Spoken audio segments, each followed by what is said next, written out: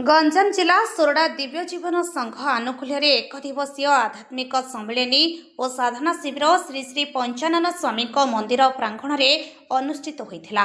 मुख्य अतिथि रूपे श्रीजुक्त जयचंद्र नायक मुख्य संगठक दक्षिण ओडिशा दिव्य जीवन संघ समन्वय समिति और प्राक्तन साधारण संपादक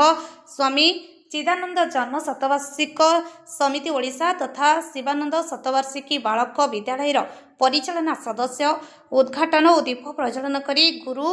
पादपूजा ध्यान गीत पाठ भजन कीर्तन नगर परिक्रमा कार्यक्रम अनुष्ठित होता। यह कार्यक्रम को उत्कल प्रदेश में अवस्थान करुथिबा दिव्य जीवन संघर संथ पूज्य श्री हरि शरणानंद सरस्वती पूज्य श्री रामदासानंद सरस्वती और सम्मानित अतिथि रूपे ब्रह्मचारी मणि भाई और राघव चैतन्य अन्य वरिष्ठ संथवृंद तथा गंजाम जिला विभिन्न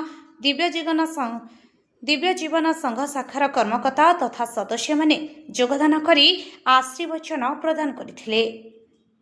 साधना शिविर शाखा सभापति श्री सुधाकर पात्रंक सभापतित्व एवं संपादक